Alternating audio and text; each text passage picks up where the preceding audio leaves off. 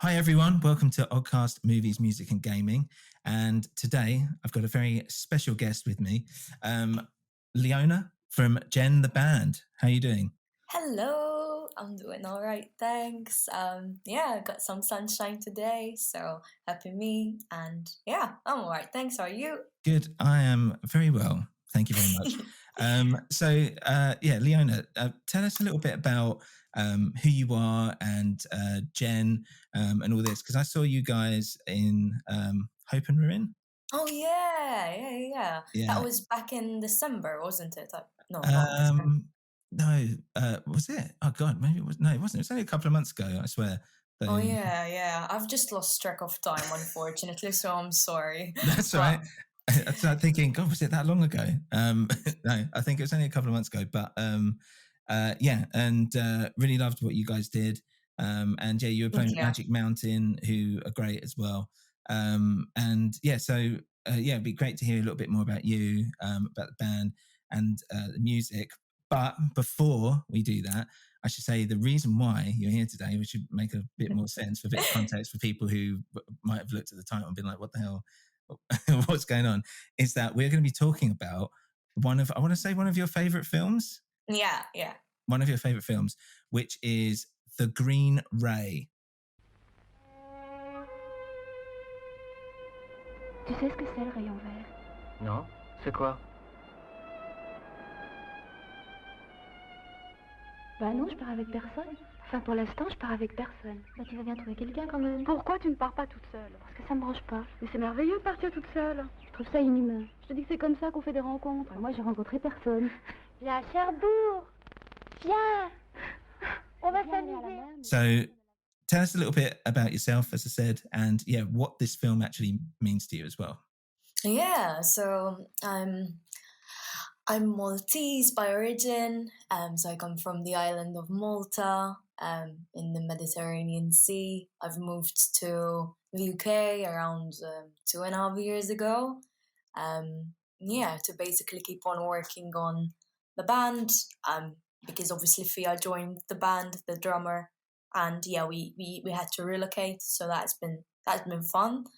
I don't know, alongside, I was always like really interested and fascinated by the new wave French cinema movement. And I tried to study art in Malta, but I just think that at that time it wasn't something for me, like university.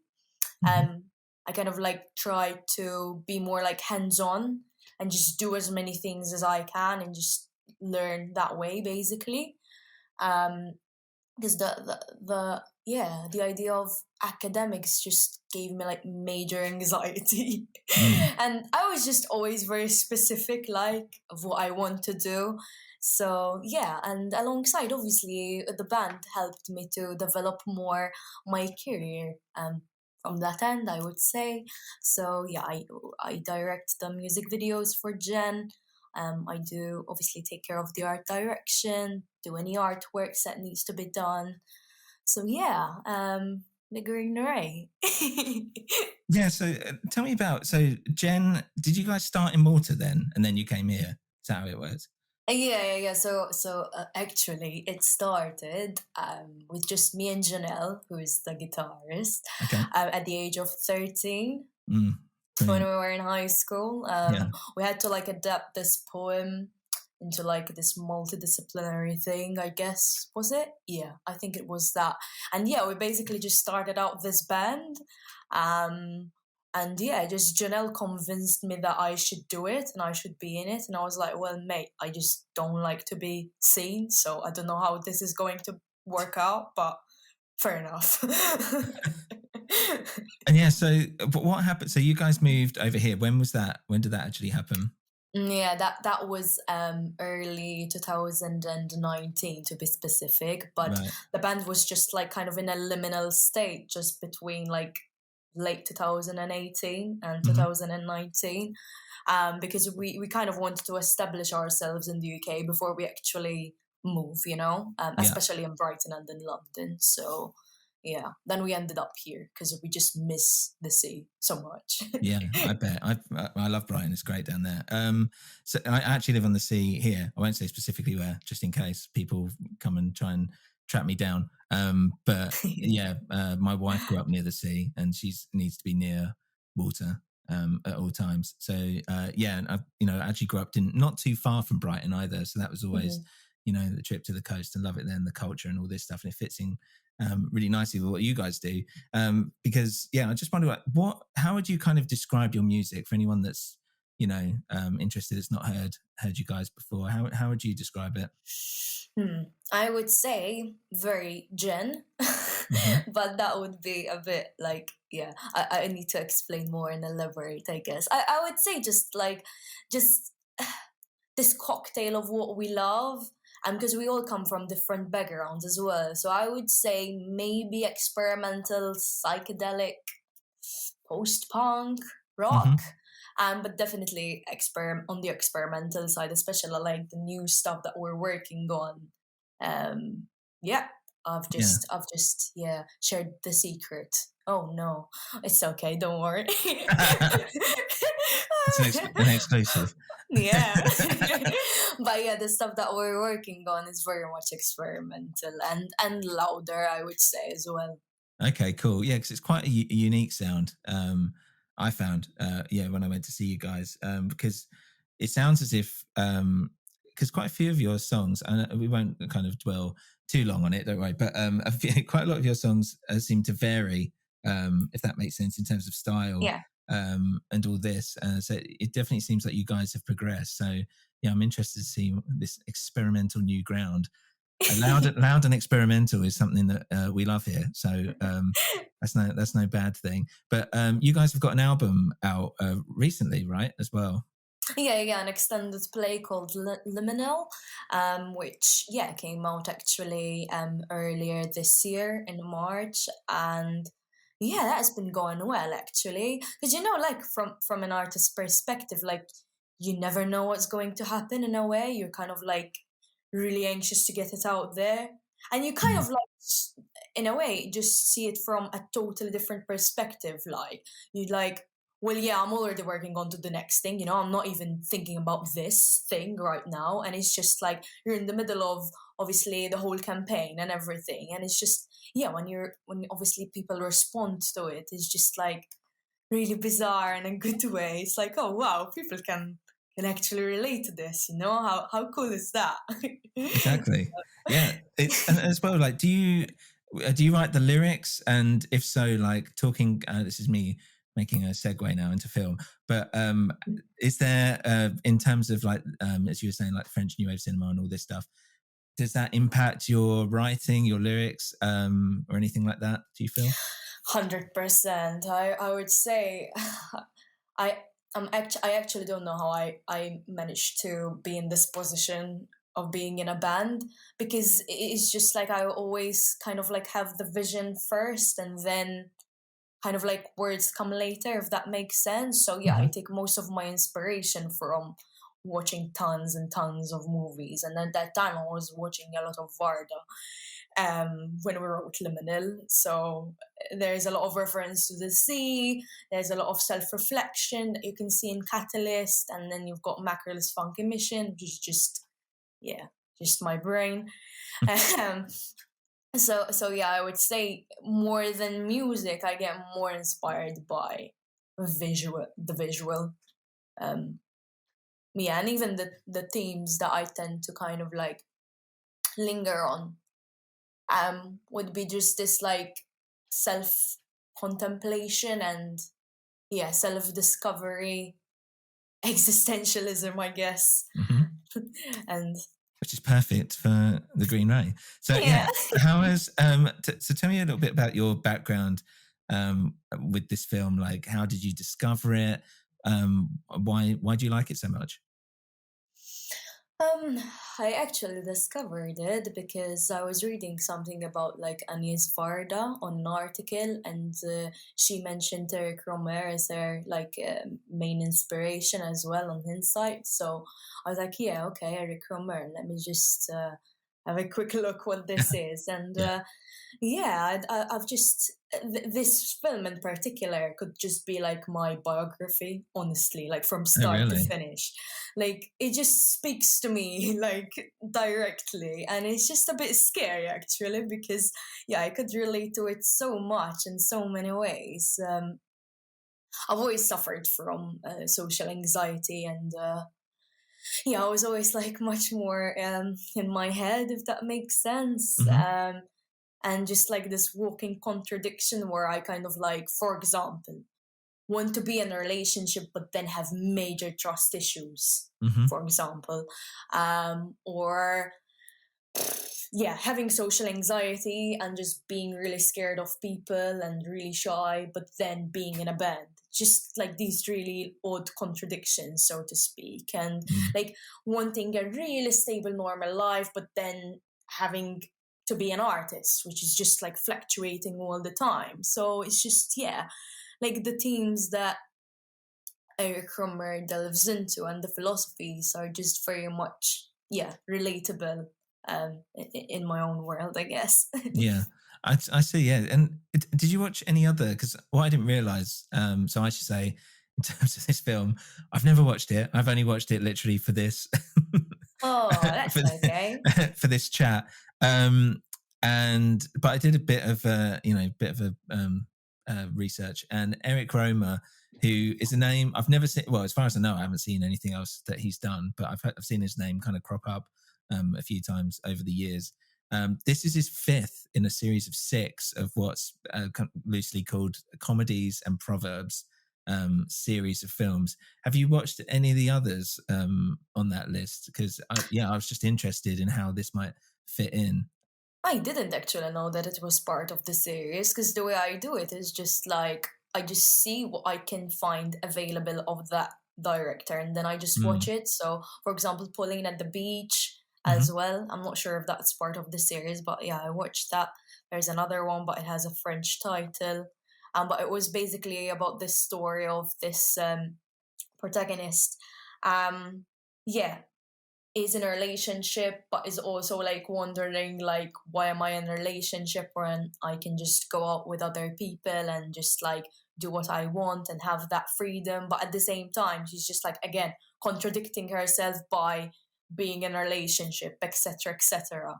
So it's just this ongoing theme, which is almost like funny. I find it very hilarious, when it's just like seeing them suffer in that way, the protagonists. I mean, don't get me wrong, I don't like to see people suffering, but do you know what I mean? There is a humor to it in this film, like especially, which I found quite strange. So for the people that don't know, Green Ray is a 1986 film by, as we said, Éric Rohmer. I don't know if I'm saying that right, or like Éric Rohmer, like some English thug.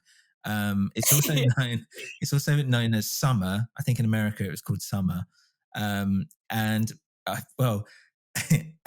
Basically, so it was shot on 16mm, which I thought was interesting, with the skeleton crew of just 4 people. It's just 4 people going around.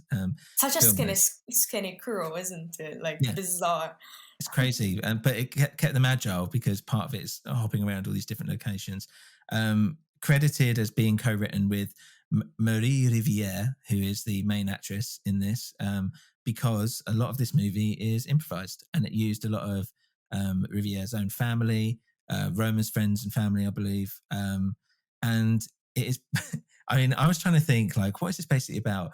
And there's the serious answer, which is, as you've pointed out, it's like it's a kind of character piece about someone who is trying to, find themselves, going through a bit of an existential crisis. Superficially, I wrote down someone who's having trouble choosing a holiday. That's true.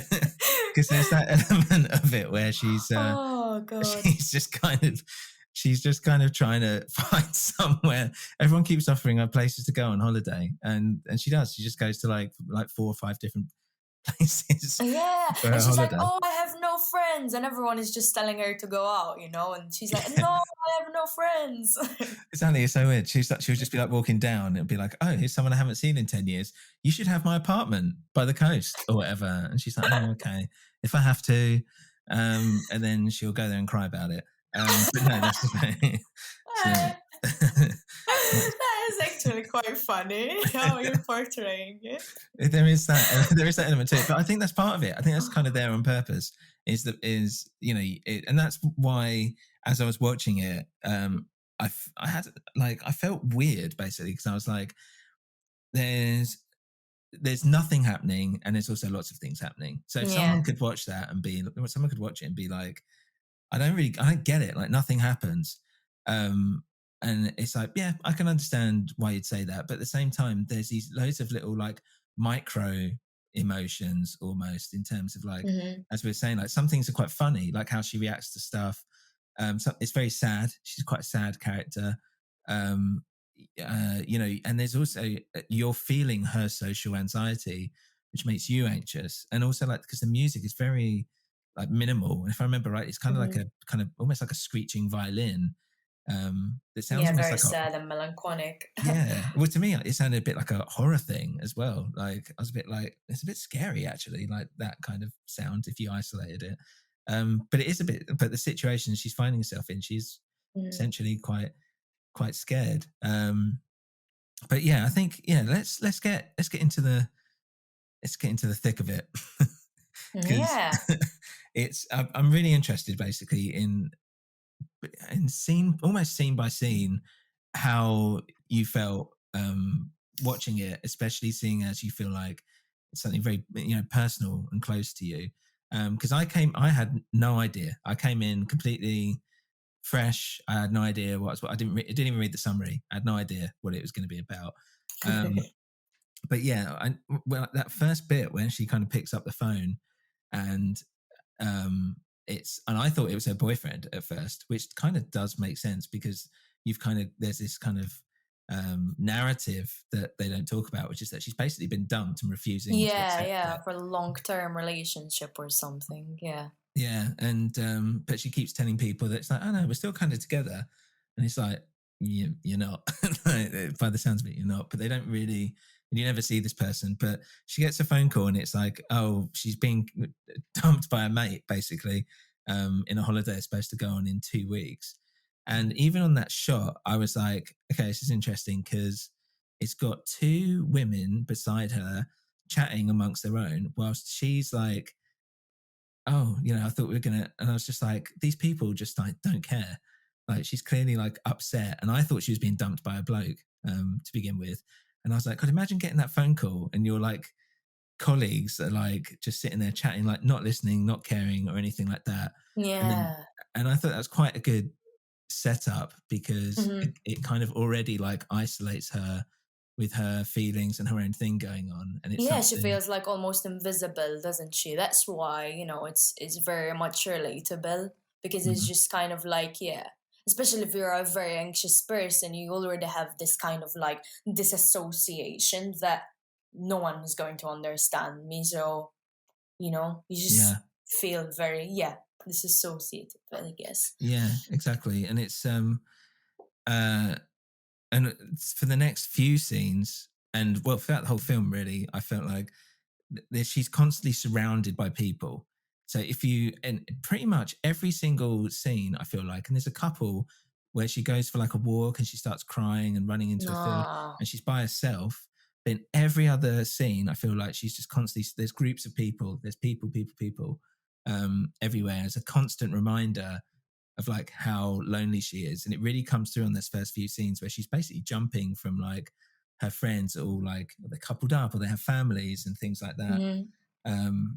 And yeah, I loved all that stuff. I thought it was really nice like to see everyone being like, no, come on, get with it.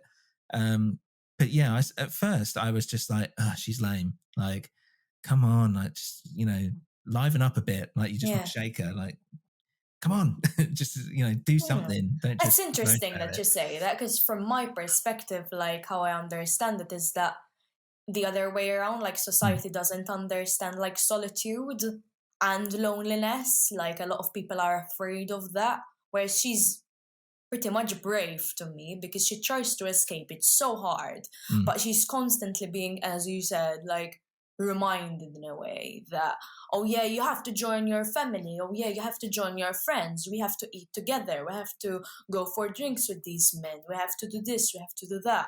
You know, it's just, which leaves like no clarity whatsoever. Yeah, it's So, true. yeah. Yeah, you're right. There's like that.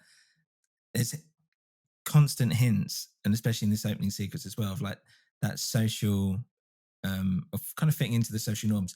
Find a bloke, you know, go with your family or whatever, and all this stuff. She's kind of like, no, I don't really want to, like, you know, what I don't, you know, but everyone's like, you can't go by it. Yeah, well, she's actually complaining, if I remember rightly, actually, that she's like, I don't want to go by myself, and they're like, go on a group holiday then, like in a, you know, a coach or whatever. And she's like, I don't want to do that.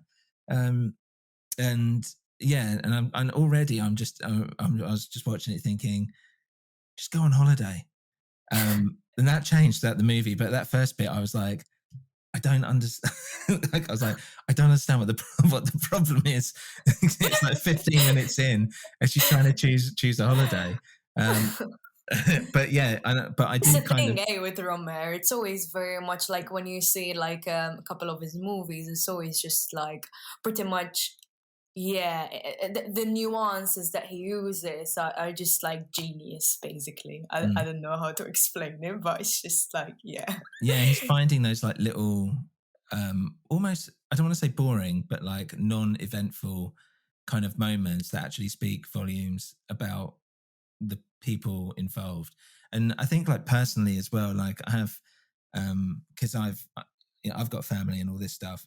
And sometimes when you see, when you're with like single people, especially my age, who have always been single for the most part, which is fine, and obviously that's all right. And then it's like, yeah, they kind of, you know, they might come over and they feel a little like awkward because they've got like my children jumping up and down on them or whatever, and they're talking about, you know, like their holiday in Greece or something like that, or like they're having boy problems or something. And it's just a bit like, okay, yeah, cool, like, you know what I mean? I was kind of watching it thinking of that, how like sometimes I'm like the family kind of thing, where it's like, yeah, this is like our social structure, like we have kind of fitted into, like, I have gone through the social norm of like having a family and having kids and stuff, but some people still, there's nothing wrong with that, obviously. yeah, and it's nothing wrong with that choice, but I can understand how someone would feel awkward. And I can feel that awkwardness in person when that happens, basically. And as I was watching it, I was feeling that again, if that makes sense. It was kind of reminding me of that, how sometimes it can be quite difficult. Yeah, definitely. No, definitely. I mean, I mean, yeah, I'm just oversharing maybe here, but I spend most of my time like alone. I do have a partner, obviously now, but yeah, I did start like dating pretty late and all of that stuff pretty late, and I've just kind of like always valued solitude, so maybe that's why to me it's just like, I don't know. Yeah, I can literally feel it. Feel the awkwardness in a way where you kind of want something like, you're waiting for something like deep and something that is just worthy, basically. You don't want to settle for anything else. You kind of have this ideal in your head, which is why it's contradicting, obviously, because yeah, it's just like, I don't know, she's just trying to find this ideal, which at the end of the day, she kind of like finds in a way through a different medium, but it's not even her own ideal. She just overhears, you know, a conversation. Yeah, that's interesting, actually. Yeah, because it's not, she's kind of fallen in love with the romance that someone else almost feels about it. So yeah, the Green Ray itself, which is a good point. I haven't really said it. And I've not read it. Apparently, it's a book by Jules Verne, but it's about that last moment of the sun basically going setting, and you'll, if you're lucky, by the sounds of it, you'll notice like a little green line, which is how the light is refracted, etc., etc. But you see a little bit of green, and that's the green ray, like as in the last moment of light. And they say something, and she says, and it's got this kind of mystical, like metaphysical thing about it. And they've got because it's a bunch of old people talking about it, and they say something like it gives you insight into yours and other people's minds or something like that, which without speaking, like you feel the aura of that person or something like that. Yeah, that's right. And she kind of loves the idea of that. And there's a lot of, they talk about green and green at the beginning, where she's like going up, and she picks up, I'm kind of jumping around here, sorry, but yeah, she picks up like a card and it has the Queen of Spades, and then later on it's the Queen of Hearts or whatever, if I remember rightly. But she says it was a green card, and that green's the color and it means hope or something like that, and they're all talking about it, and she spends a lot of time in like greenery in nature and things like that. It's weird, isn't it? Just because also I'm like reminding myself of that scene where she's overhearing a conversation.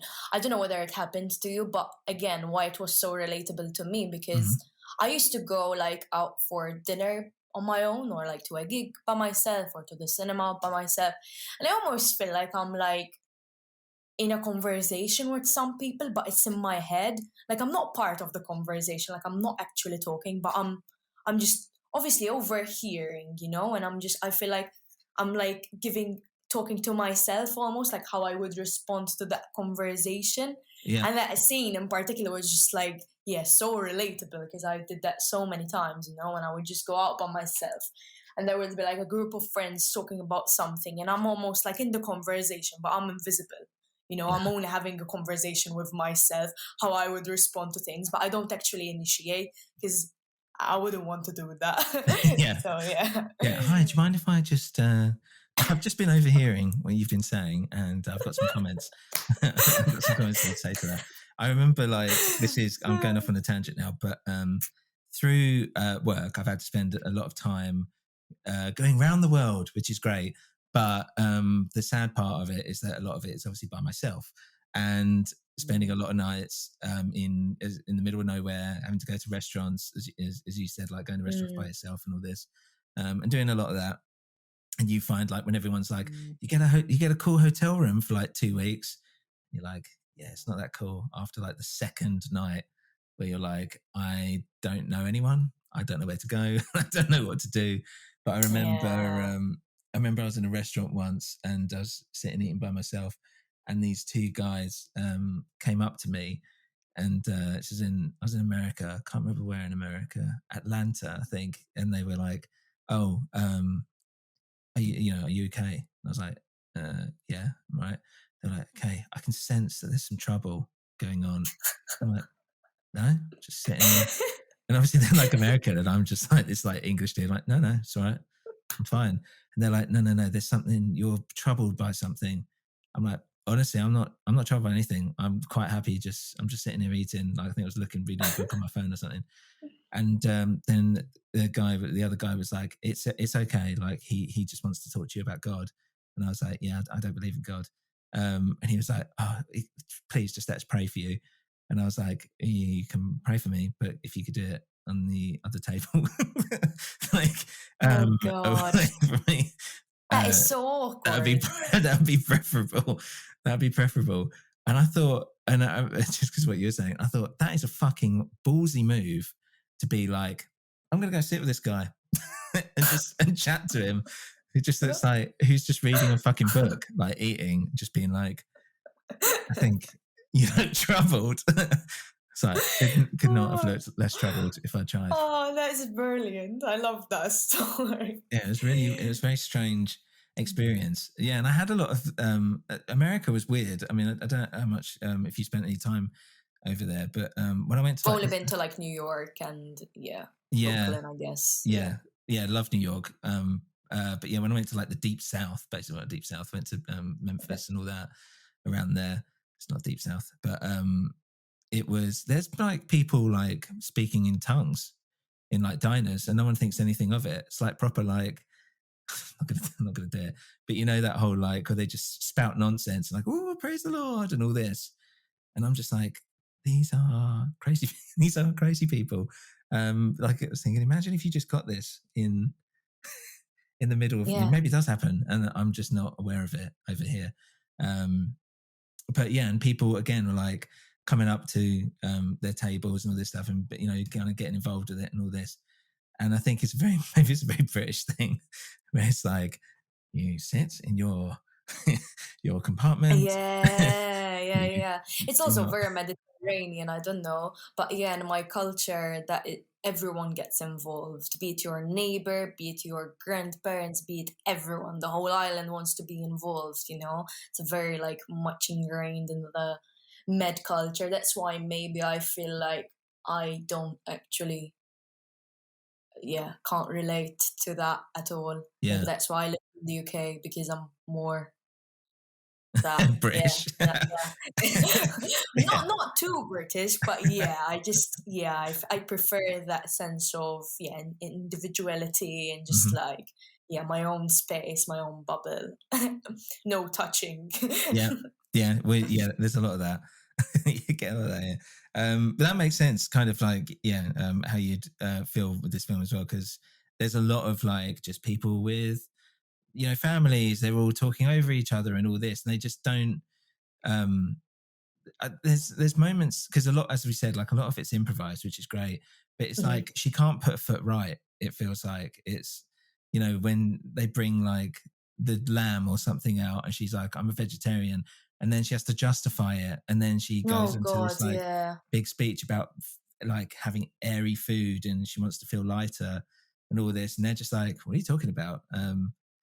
And all that, and you just think, oh god, like there's part of you which is just like, just leave her alone, like she's vegetarian, like whatever. There's part of you which is just like, just stop talking, like just leave it be. But there's also that bit of like when they're saying, oh, do you want to do this, do you want to do that, she's like, no, I get seasick, or no, I don't want to do anything. And yeah, that's why I can relate to that as well, because it's just like she only talks about the things that she's very much like passionate about in a way. So like she describes the lettuce as her friend or something like that. That's or right, vegetables are her friends. Now it's like, oh god. It's so random. Yeah, she's just like really awkward, in her own way, the character. So it's just like, you could say that she doesn't really fit into this normal, like she just wants to have these like deep philosophical conversations constantly about things that interest her. But at the same time, she's like doing all of this with the wrong people, in a society that doesn't necessarily understand that, especially her friends. So yeah, exactly. And I think I was watching it going like, she's depressed. Like, I mean, she's obviously depressed, like she's crying, and it gets like worse, if you know what I mean. But even at the beginning, when she's like, I don't really want to do things, I was like, these are all like telltale signs for depression, which is anxiety is a part of that as well, and all this. So kind of it does make you feel, and I think there's that element that sometimes people have with depression and mental health, like generally, where it's just a bit like, come on, like pick up, and I'm guilty of it, as I said, like to begin with. But as you kind of get in, you start noticing the signs and stuff. And as other people are kind of doing around her, it's kind of like, stop moping around, just come on, do this and do whatever, without actually noticing that she's actually like, no one is actually listening, or asking her, how are you really? How are you really? Everyone is just like, I guess I find this pretty much like very common, like in certain like I don't know, corporate structures where you're just kind of like in a workplace, for example, and everyone is just like, oh, it's so sunny outside, or it's, oh, I love the weather, or whatever, it's just like talking very like, what are you on about, like, don't talk to me if you don't feel like talking to me, but just don't try to like fake nice me, it's just like, there's literally no need for that. That's why we're all sick in the brain. I think that's the nice thing as well, is that the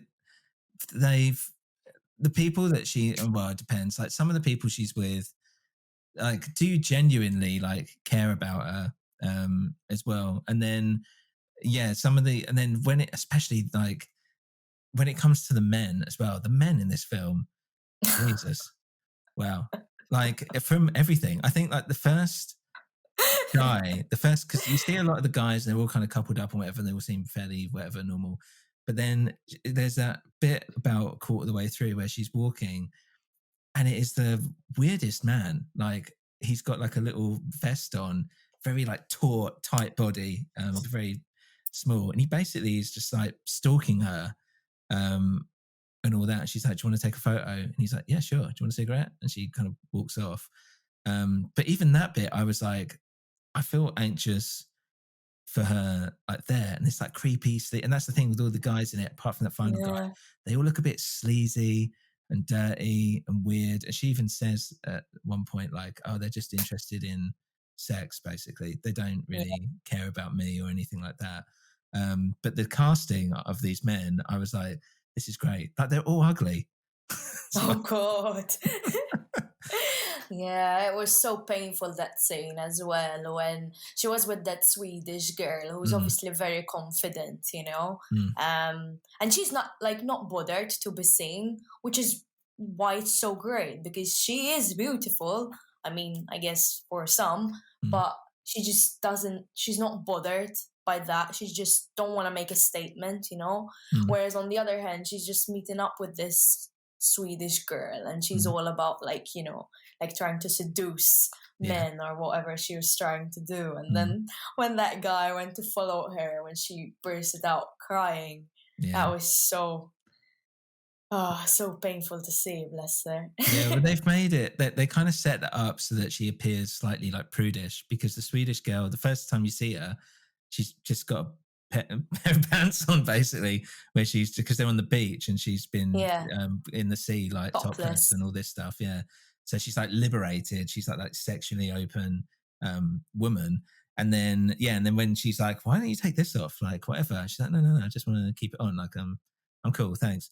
And then that scene, that was one of my favorite scenes, actually, was when she was sitting and those two blokes come over, because I thought it was really well done how you're watching with her their conversation, their back and forth, and that kind of flirting and that kind of like the nonsense of it. Yeah, exactly. And the fact that they're both, but the fact they're both like quite comfortable with it as well, and they're just like, you know, there's that back and forth, and she's obviously she can't, well, that kind of superficial kind of level, she's just not about that kind of like flirt. She can't flirt, basically, but in that way, and all this. But she says, like, just before that, I think, how she feels like she hasn't got anything to give. She doesn't feel like she can offer anything, and that's and it's really tragic. And then when she runs off and the guy's like harassing her still, so we'll go for a walk on the beach, it's cool, like whatever. She's like, you know, she's basically like, I'm not on your level. Like, we're two very different people, and runs off. But it just feels like, you know, when she says, like, I feel worthless and all this stuff, you do kind of get a sense of it, because it's almost like nobody's really interested in her, as you said, like in who she is. It's more just like superficial, or just saying things for the sake of saying things. I don't know. It's quite sad. It is. It is, and especially that scene where we're saying about how it's like you feel it's kind of funny because they're talking about funny stuff. It's very sad because she's kind of watching it. You feel the anxiety because it cuts back, and the other two are just sitting there kind of watching the flirt and all that. And I was like, this is really genius in the way that it's actually being able to kind of take all those emotions and play with it, basically. That's kind of why it's one of my favorite scenes. And it makes you think as well, like, what if, you know, she just like let go of all of these people in her life, all these toxic people, and she just like reads books and just be alone, you know? What if, basically? It just makes you wonder, you know? But I just love how simple it is in that way. I guess everyone or anyone can sort of understand it because of the simplicity of the movie, you know, of the film. But at the same time, it's just like on the next level in a way, you know. It just challenges, the the audience, whoever is watching. Yeah, yeah, definitely. It was. Let's talk about the ending as well. So after all this, she goes to like 4 or 5 different locations. There's one time when she goes to the mountains. Yeah. She doesn't even unpack her bags. She doesn't even stay there. She goes back that night. What do you think that bit was about? That's not the ending, by the way. I've kind of jumped off into another tangent here. But what do you think? What do you think that was about? Because again, she went to they talk about the mountains a fair bit leading up to this, and then you see her walk up. She kind of walks around. I think she might cry again, and I'd make that sound bad. Yeah, but I think she just gets feel upset. like there was something about that specific. Wasn't it related to her like ex-partner or something? Or Really? it gave me the feeling that she was there before, and it kind of like she got this really bad vibe about it, so she just kind of like left. Okay, I must have missed that. Yeah, because I was just like, she's like gone to the top of a mountain and thought, I'm done. Well, she actually comes down, I think, and says like, I'm bored. I'm going to take my stuff and go back. Yeah, I just wondered if there was any kind of like... Yeah, but she's restless. I mean, it's just, shows you how restless she is with... It's just, again, like, major anxiety. It's just, she's just contemplating constantly, rather than actually sitting with her thoughts and perhaps maybe approaching it from a pragmatic way and actually resolving some things. She just can't sit with herself. Like, she can't. She's just from one thing to the other, just restless throughout. And I think that's it. Like when she goes into these isolated spaces, that seemingly is where she gets the most upset, because it probably, it's focusing on the fact that she is by herself and alone, and she's got no one to talk to. And yeah, you can imagine being at the top of a mountain might draw that out. The contemplation. Yeah, exactly. Like I don't, I've got no one to talk. Like this, I'm not surrounded by anyone. It's literally just me. Yeah, as you said, like she can't sit with herself like whatsoever. And on her bloody 3-month holiday, however long she's taken at this place. So yeah, as well. The end, she's reading The Idiot by Dostoevsky in a train station, and this guy kind of makes a move, but like through the book. So rather than just being like creepy or weird, I believe he opens up by talking about. I think she's like, "Oh, you're looking at my book" or something like that. I can't remember, but yeah, she does. Yeah, and he's like, "Yeah, I've read it," basically. So already she's like, "Oh, he's a little bit like me," and they pretty much hit it off straight away. And he seemed rather like nice, intelligent, and normal. I mean, like God knows, but she opens up fast, and she even says that she's like, once I meet someone who I feel like can receive me or something, then I just let it all go. It was so out of her character, wasn't it? And in the fact that she was like, "Oh, I hate train stations because I hate leaving," and stuff like that. It was just like so. Yeah, it was so nice to see her in her own element, so to speak, with people who are on the same frequency as she is. It was just like, really, really a really nice moment. Although, obviously, it still gives me a bit of like, anxiety, just because is this really what she wants in a way? Yeah.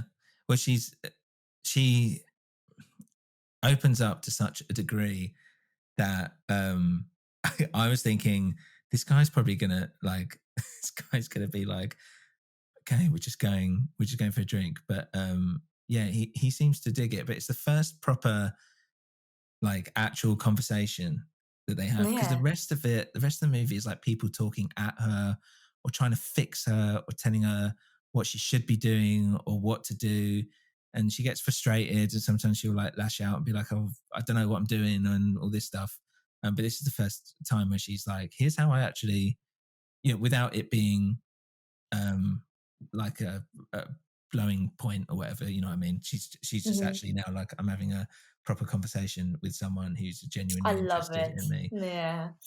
Yeah, which is nice. And then they go, and he's like, they go to watch the sunset, and he's like, yeah, come stay with me for like a couple of days. And she's like, just wait until after this. And then they watch the sun go down, and they see the green ray, which apparently was like a little special effect that wasn't captured in camera. It was CG. If you wanted to say it, in 1986. Oh, and yeah, she cries a bit, and that's basically the end. And it feels like that she's succeeded in it's a really weird thing. And also, like as I was saying, like it has that violin over the top, which makes it sound like a bit scary and weird and awkward, because it's like, maybe this is not going to turn out so great. Like, but you get the feeling like she's now, you know, she's seen this rare thing. She's got this insight now, and that's why she was saying wait, because she wanted to, as if that was going to kind of decide for her whether this guy was worth trusting. I don't know, but yeah. But that's why it kind of like really appeals to me, because she's just like literally contradicting herself all the time. She just doesn't want to confirm for whatever society wants to do, but at the same time she wants some book to decide for her, you know, like it's almost as it's going to be detrimental to her destiny. But is it really? Or is it because you're perplexed and you can't make a decision of your own because you're too scared to even, like, you know, open the Pandora's box in a way? So you'd rather go with something like mystical or superstitious in a way. So it's just like a bit paradoxical how I see it. It's just I don't think she's really fulfilling in a way this like optimal freedom that she's craving for, or whatever she's trying to do, you know. She's just like, she's just almost letting a bit go, but almost like just sitting with that mystical thing and letting this thing decide for her, which is just so bizarre. Yeah, it comes back to like green being this color of hope, which they say in the film, and all this stuff. So it is, it is. I think it's trying to be an uplifting ending. I think it wants to be, and that, you know, maybe she'll turn out all right. But it was weird. Like, personally, like that whole, I kind of felt like I went on a weird journey in the sense of like this woman. I thought she was a bit like wet, to be honest, to begin with, and all this, and basically like a little bit pathetic to a degree. And I think maybe that's. I don't know if that's on purpose or not, but I think there's definitely that they're trying to make her a sympathetic figure, at least, and I've interpreted it as pathetic. I've taken the sim out and I've kept the pathetic. Because they're saying more about me than anything else. And then obviously kind of warming up to her, and she's jumping around a lot, and you feel sorry for her, and all this. And then by the end, it's weird because you feel like I felt like I knew her weirdly quite intimately, and I did honestly just want her to just be all right. Basically. That's true. And I wouldn't really have thought that from those first few scenes, that I would been left in the position of being a bit like, I hope she's all right, I hope she does make it, but I feel like that's kind of part of the beauty of the film. Of Rohmer, yeah. He always leaves you with a bit of like, I wonder how that's going to turn out. Yeah, I don't know. I feel like that character specifically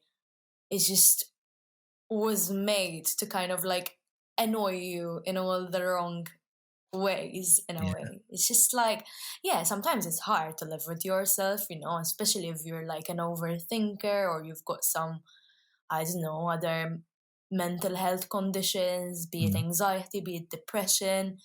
It's just really hard when you can't fit in what do you call it, like a mold, I guess. You know, it's just society that disapproves of you immediately when they see that you're different. just hard to be different, you know. It's just like, yeah, everyone picks on that. Everyone picks that you're different. Like the character in this film, the Greener, she's different, and everyone was picking up on that, basically, you know, like, do this, do that, do this. Why can't you just find a guy and go on holiday? Why can't you just have sex with that random guy? Why do you always want to have deep conversations? You know, it's just like, yeah, just very bizarre. Yeah. And I think I quite liked the fact that she was kind of like warts and all, because there are elements where, you know, we've probably made her sound like, well, maybe I haven't, but as in like that she is like the hero, the protagonist, but that we are supposed to sympathize with. But she is at times like quite rude. She is essentially taking liberties of other people, of their generosity, but open, like, not, you know, not in a advantageous, well, it isn't advantageous, but it's in like she's using their holiday homes and then moaning about it. Like everyone's kind of bending over backwards slightly for her, and it's like there's an element where I'm just like, she almost has that flair for drama or something like that, where it's, you know, but I'm not, but there is that element where it's a bit like, yeah, just, you know, where she just, you know, the guy's like giving her the keys to the thing, she's like, you know what, I'm just going to go. Or like, you know, one of the guys is just, you know, just going to, oh, do you want to, you know, go out tonight? He's not really done anything. He might be a bit sleazy. And she's gone from being like quite like, oh, okay, cool, to like, actually, I've got bad vibe for you and I don't want to talk to you, which is all fine. But it's not like they've not done anything to be like, he's bipolar, yeah. yeah, bipolar, yeah. But no, it's not like as if like, you know, oh, the guys that she's, you know, that are chatting her up and stuff are really like, they look a bit like rough or whatever, but they're not like, you know, rapists or something like that. And yeah, not horrible people. Exactly. It's like she got out of that one. That could have, you know, she's not too much of like the heroine, I'm trying to say, basically. She does have like her faults, and that's what I quite liked about it as well. I don't know, but isn't that part of like social anxiety? You come across as like very rude sometimes, just because you just can't in your head, you know? I don't know whether you can relate to it, but it's just like, yeah. Or maybe I just love this character so much that I'm just like, I can't see the bad sides of this character. Sorry about that. I'm so sorry, whoever is listening. She's too good. No, I thought there was an element where it felt very like real and deep. And that, yeah, sometimes it can, even if it's not meant to be rude, sometimes it can appear rude. But that's part of it, and that's why like she's not like an anti-hero, or like we don't hate her for it or anything like that.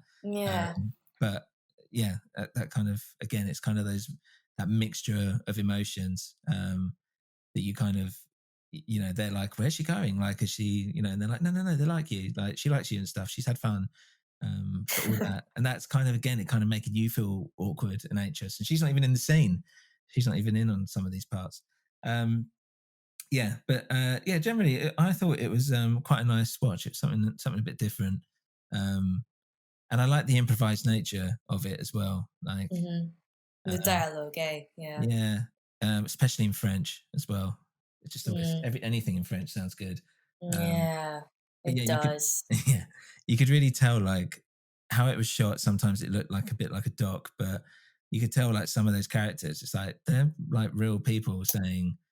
Like when it was the grandpa talking about going to the mountains or whatever, and he saw the sea when he was 60. Like I was thinking, he's probably real. Like he's probably a real person, and this is probably the truth.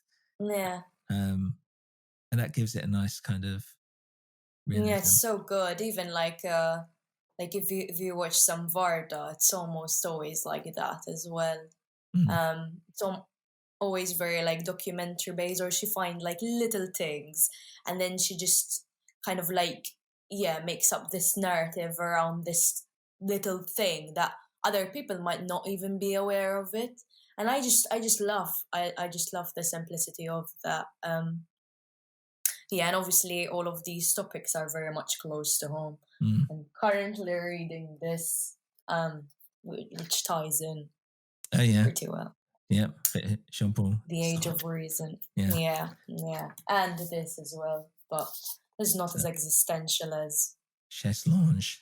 I don't know what that is. I know it's what a Chaise Lounge Dury. is. Who's Baxter Drury? I don't know. Yeah, it's just I really like his stuff, Baxter Dury's stuff, and it's just a biography of him. But yeah, he's pretty existential as well. I mean, his lyrics. He's more of a poet actually, but yeah, I guess who is he? Am I stupid for not knowing who he is? So Ian Dury, do you know? Yeah, Ian Dury. Yeah. Oh, Baxter is his son. Oh, okay, right. Yeah, Ian Dury and the Blockheads. Oh, right. You need to listen to his stuff. I bet you'll like it. Oh, really? Yeah, I didn't even know he existed. I didn't even know Ian Dury had a son. Okay, yeah, cool. I'll check it. I'll check it out. That's I feel like I should know that, but yeah, sadly. Oh no, that's okay. Don't worry. No, good. I don't think I've got anything else to say on the Green Ray. I feel like I've said pretty much everything I could say about it. But it'd be good to know, like, what other films would you say that have kind of influenced you in your years, and not only musically, just in your life? Yeah, I mean, Sidewalk by Merkin as well. Who's this experimental filmmaker? It's just literally her with her film camera, basically like a one take of like her filming the sidewalk, literally the sidewalk, but the way she uses the camera and everything is just it's just brilliant. Okay. And I would say something from Agnes Varda. Perhaps The Beaches of Venice, and what else? The Karate Kid as well. Is that what it's called? Karate Kid. Yeah, I think it's called The Karate Kid. Oh God, I can't remember Mr. what Miyagi. it's called. But there's pardon. Mr. Miyagi, wax on, wax off. Not The Karate Kid. I'd have to research this. Oh dear, I always get the titles wrong. I was going to say, it's it would be an amazing pick that you've ended on one of your most influential films as after those as The Karate Kid, directed by John Avildsen, who I actually met. Well, actually, it's virtual, but wow! I interviewed for a BBC thing. And this is a funny story about John Avildsen. So he was really, he's dead now, but he was really old, to be honest. I mean, he was old when he did like Rocky and Karate Kid. But I had to contact him because I was doing something with the BBC, and we were supposed to film in Philadelphia. And because it was raining, he didn't go to the airport. So we were all in Philadelphia, and he just didn't turn up because it was raining in LA. And we're like, well, we've got like everything's booked. And he was like, yeah, I'm not going to come. So yeah, we had to send a camera crew to his house basically to shoot him, and I had to direct it remotely, which wasn't too much of a thing those days. But what made me laugh is that after I used to set up, this is such a random story. After I was contacting him and being like, okay, here's some stuff we're going to talk about, blah blah blah, he started sending me like pictures. He was like, here's me skydiving. Like, okay.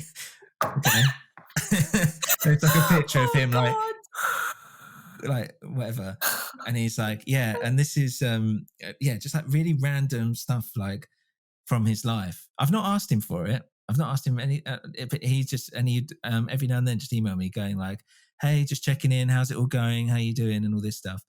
But I was like, it's just so weird. This is the weirdest thing. John Avildsen. That is odd, eh? Yeah. But yeah, the film that I meant is Kung Fu Master. Kung Fu Master? No, yeah, I don't know. And it sounds like it could be. That is definitely not The Karate Kid, but yeah, my brain just doesn't. Well, hold on. I'm gonna Google it. So Kung Fu Master, which to be honest could be any. It could be any film. It could be any film in my head. It's come up with an arcade game, which isn't probably not the right one. It's not. It's Ip Man. Is it Ip Man? It's by Agnes Varda, so. Oh, right. Hold on. And Jane Birkin as well. She's in it. Right. Yeah. Okay. Yes. No, I don't know this, and I've not seen it. A middle-aged divorcee falls in love with a 14-year-old classmate of her daughters. Oh, it's Charlotte Gainsborough. That's interesting. I've never heard of this. It's really good. It's really good. Is honestly. it as good as Karate Kid, though, which you have established is one of your favorite movies of all time? I actually haven't seen Karate Kid. Is that a sin? You're missing Oh, out. God. You're missing out. I don't know. Oh, no. It's one of those films that I saw when I was a kid, and I've absolutely no idea if it stands the test. If it stands the test of time. Great soundtrack. I'll have to watch it. Yeah, I'll watch it tonight. I'll try and pirate it, maybe. Yeah, and then Oh, you no, can. I'm not supposed to say that. They'll track me down. Yeah, they'll get you. No, it will be. You don't have to do that. I'm sure it's available on all legal sources. Oh, that's good. Yeah, but yeah, I'd be interested in what you think about it compared to Kung Fu Master, which looks a lot more serious. Why is it called Kung Fu Master if it's about something like that? It's because the guy, the little one, who actually happens to be Manish Varda's son, plays this game at the arcades, and it's called that. Right. So misleading, isn't I was going to it? say, if I'm going to like a Blockbuster or whatever it would be in the day, Yeah. and I saw, oh well, Kung Fu Master, I'll get that, thinking it's Mr. Miyagi and all this stuff, waiting for that. And then I put it on, even though I've not seen this, and I'd be like, where's the Kung Fu gonna, when's the Kung Fu gonna start? Yeah, exactly. It's so weird, honestly. But yeah, it's quite cool. And who else do I like? Hanukkah. Recently gotten into Hanukkah. Seventh Continent. It's just like... Yeah. I've not seen that either. I think the last one I saw of is it Hanukkah? I don't even know how to say it because it's White Ribbon. Maybe Happy Ending. Did you see that one? That's the most recent one. No. I think White Ribbon was literally the last thing I saw, but that was Jesus, that's 12 years ago. Fucking hell. Saw that in the cinema. Yeah, my partner got me into Hanukkah actually, and then for his birthday I ended up buying him the original PR booklet of the Seventh Continent. It took me ages, and I'm like in like a lot of Facebook film groups, right. like weird film groups, I guess, and I just went on all of these film groups and got all of these like film nerds to like help me find something like original. And yeah, I managed to find it from like Germany, and thankfully it arrived. But that was a mission. Yeah, it was a mission to find the original like PR booklet. Yeah. Yeah, I think from my side, it reminds me of like some Cassavetes stuff. And yeah, that maybe like A Woman Under the Influence. It's not quite as like hardcore as that, but in terms of mental health and stuff. But yeah, just that kind of, it feels real. Yeah, that was kind of the main film I was thinking of whilst I was watching it. But yeah, I think it was definitely an experience. And I'm glad to hear, and I'm sorry that I suggested something that was just a bit like, I don't know, a bit more indie, I guess. Yeah, no, it's good. I was saying the other day to Dan, who I normally co-host this with, the fact that I haven't seen any proper foreign cinema for ages. Basically, I've just got into that, and like we were kind of talking about before. Like Netflix, Prime, whatever, like just okay, what's on, and go through that rather than what I used to do, which is like seeking out stuff or going to like indie cinemas and all this. So it's nice to kind of see something that I probably would have studied back in the day as well. Yeah, that's what I do these days in my free time. I don't know, the little free time that I have when we're not on tour, to kind of like especially when we're writing, I just have to see a lot of films. Yeah. But yeah, it's just I don't know, it's just like my favorite thing to do, I guess. Just I can't be bothered to do anything else, like going to the pub because I don't drink, or just like going out. I just rather watch tons of films. Yeah, well, I don't blame you. And so would I. I would always rather sit in and watch a film than be out on the lash. Much prefer sitting in these days. And for the most part, for the last year or so, we've had to. So that does help. It helps social anxiety when you don't have to socialise. Cool. Well, thanks very much for coming on the show today and sharing. Thank you. Which it's a very special film for you, and kind of making it, giving a very personal opinion of it, because that's very much appreciated, and I hope I did it justice with my interpretation. Of course you did. Cool. So where can people follow you, find your music, etc.? Any plugs you want to do? Now's the time. So you can find us on all of the social media. So like Instagram, GENN the band. On Facebook, GENN as well. Got a YouTube channel if you want to watch our music videos that I've directed. Oh no. But you can find us on Bandcamp as well. We've got a website if you want to catch us on tour. We've got all our dates there, and we're currently touring the UK. So if you can catch us somewhere, that would be great. Please come and say hi. I would love to have a chat with you, especially about film. I'll try not to bore you, but I'll try my best. That's it. Thanks for listening, everyone, and we'll see you on the next one. Goodbye. Thank you. Thank you. Have a good evening. Bye.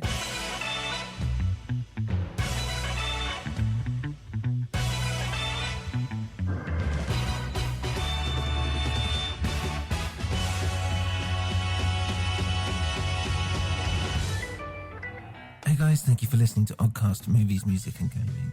If you want to get in touch with us or get a movie, album or game put on our list to discuss, then email us at oddcastoddballs@gmail.com or a newwinterpodcast@gmail.com.